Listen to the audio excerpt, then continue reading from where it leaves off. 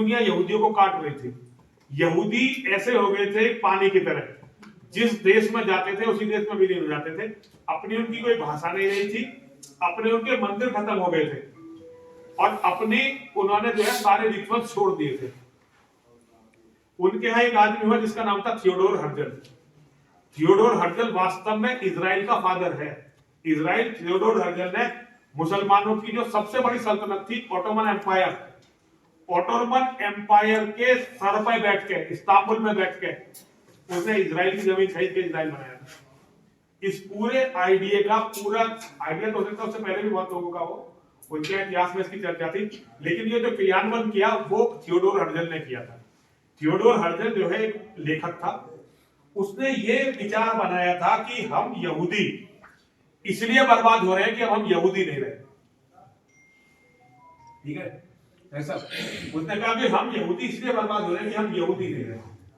तो उन्होंने अभी एक आपको बता, हम वर्ल्ड बिजनेस कन्वेंशन करने वाले थे जो नहीं हुई, उसमें डॉक्टर साहब ने करीब 26 यहूदियों से अलग अलग बात की थी। डॉक्टर साहब आप उन्होंने बताया उन्होंने क्या कहा था? उन्होंने यहाँ पर आके उन्होंने हर उसने ये कहा कि हम भारत में आएंगे तो डॉक्टर साहब आप बताओ भाषण किस चीज में, भाषण किस में देंगे? सबने क्या कहा? हाँ अच्छा वो उन्होंने कहा कि हम किसी भी अगर ऑफिशियल प्लेटफॉर्म पे बोलेंगे तो हम सिर्फ हिब्रू में बोलेंगे, सिर्फ हिब्रू हम में बोलेंगे ही नहीं किसी दूसरी लैंग्वेज में। हमने कहा इंग्लिश तो आप बोलो सब लोग समझ लेंगे। बोले आपको ट्रांसलेटर लाना पड़ेगा। आपको अगर हमें बुलाना है तो हम हिब्रू में बोलेंगे। 26 लोगों ने 26 लोगों से डॉक्टर साहब ने बात की थी।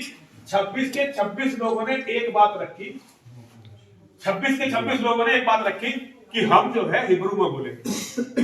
दिल्ली में जो है सिनेगॉग है उनका, दिल्ली में है, हम उसमें जाते हैं, कभी कभी हमारा जाना होता है। जब तक हम उनके पूरे रिचुअल खड़े होकर कर नहीं लेते तब तक वो हमसे बात नहीं करते। मित्र है हमारा बहुत अच्छा, मतलब उनका जो रब्बाई है, वीर रब्बाई जो भारत का है, वो मेरा बहुत अच्छा मित्र है। डॉक्टर साहब से बहुत अच्छा हुआ है। जब तक मेरी बहन हम उनके पूरे रिचुअल्स पूरे नहीं कर लेते वहां खड़े होकर, तब तक वो हमसे बात नहीं करते। उन्होंने अपने धर्म के सारे रिचुअल्स को पुनर्जीवित किया, सारे धर्म को पुनर्जीवित किया, और सारे रिचुअल्स को पुनर्जीवित करा, हिब्रू को पुनर्जीवित किया।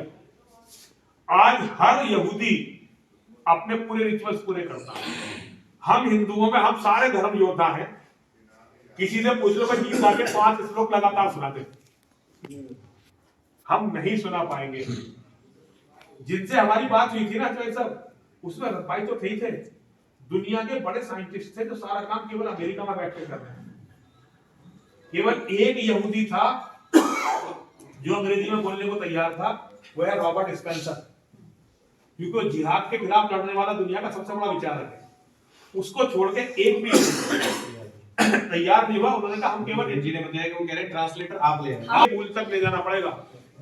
और धर्म का मूल है श्रीमद् भगवत गीता, क्योंकि हम हिंदुओं के पास केवल एक पुस्तक है जो सीधी भगवान ने दी है। हमारे धर्म ग्रंथों में बहुत बुरी तरह से मिलावट हुई है।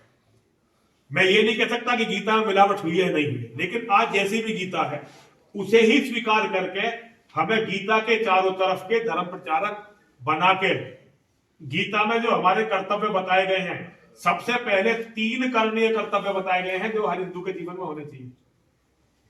यज्ञ दान तपह कर्म नित्याज्यम कार्यमेव तत् यज्ञो दानम तपस्यैव पावनानि मनीषिणाम।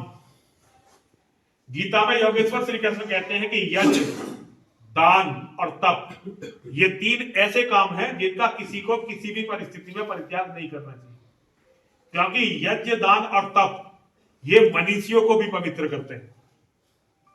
तो हमें सनातन धर्म को सबसे पहले यज्ञ, दान और तप वो है जो आप लोग कर रहे हो, तप वो है जो विनोद भाई साहब कर रहे हैं, ये सारे काम तप है। कार्य यज्ञ है। आप लोग अपने काम छोड़ के यहां तक आए हो, मानवता की रक्षा के लिए, ये भी एक यज्ञ है। लेकिन इसी यज्ञ के साथ एक यज्ञ वो भी है जिससे हमारे देवता पुष्ट होते हैं। ठीक है जी। और धर्म के मूल की तरफ जब हम लौटेंगे तो हमें लौटना पड़ेगा शिव और शक्ति की तरफ। सबने हमारे यहाँ अलग अलग देवी देवता है, सबके अलग अलग देवी देवता। मैं किसी देवी देवता का जो सनातन धर्म से छोटा या बड़ा नहीं बता रहा, लेकिन एक धर्म का श्लोक है तर्को अप्रतिष्ठा चलो कोई बात नहीं। श्रुतियो विभिन्ना नासौ मुनिर्यस्य मतम न भिन्नम धर्मस्य तत्वम निहितम गुहायाम महाजनो येन गते से पंथा। जिस रास्ते पर हमारे महापुरुष गए हैं, चलो ठीक। जिस रास्ते पर हमारे बड़े गए हैं, हमें उसे ही चलने योग्य रास्ता मानना चाहिए और हमें उसी पे चलना चाहिए। हिंदू समाज के सबसे बड़े महापुरुष कौन है, ये बताओ मुझे। ये तीन सबसे बड़े महापुरुष हैं।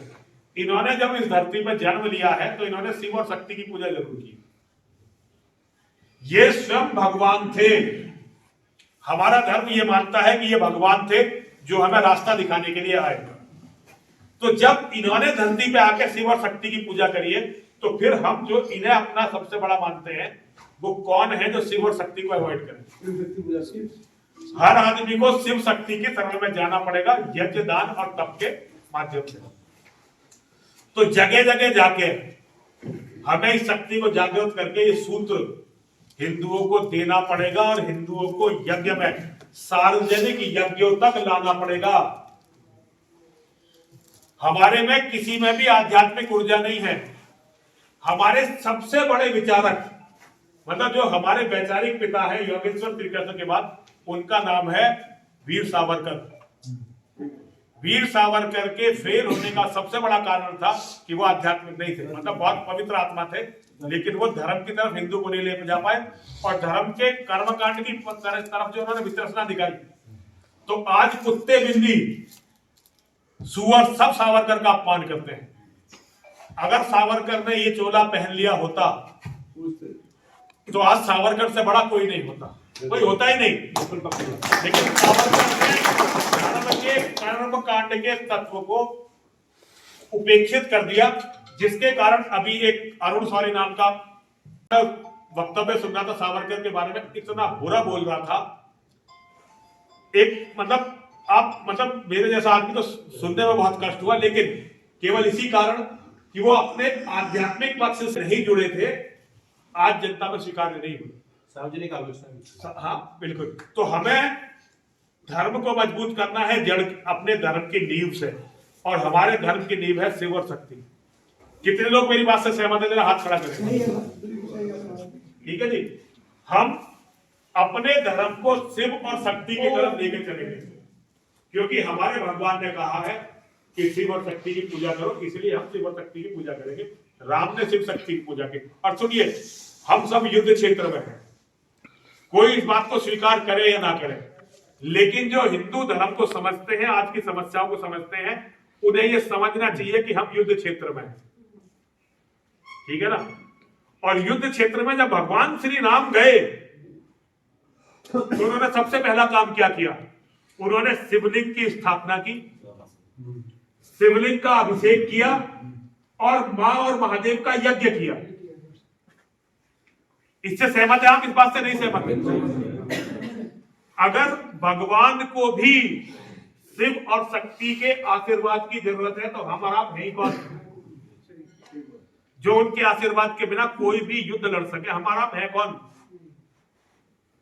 हमारे हिंदुओं के 1400 साल से हारने का एकमात्र कारण यह है, अरब में हमने अपने रिचुअल्स यज्ञ को छोड़ा था। अरब में हमने जो है और तरह की पूजा शुरू कर दी थी, यज्ञ और शिवाभिषेक को छोड़ दिया। इसलिए हम अरब से सबसे पहले कटने शुरू हुए और आज तक कट रहे हैं। मानव सभ्यता, मेरी बात याद रखिएगा, वैसे तो मेरी बात कोई बहुत मजबूत है नहीं, लेकिन फिर भी मानवता याद रखे, शिव शक्ति की पूजा नहीं करोगे, बचने का रास्ता नहीं निकलेगा। मराठों पे पिक्चर आई है छावा, हर आदमी इस पिक्चर को देख जाए, कम से कम 3 बार देख गया हॉल में जाके, केवल यूट्यूब पर उस पर न देख, 3 बार कम से कम इस पिक्चर को देखने जाए।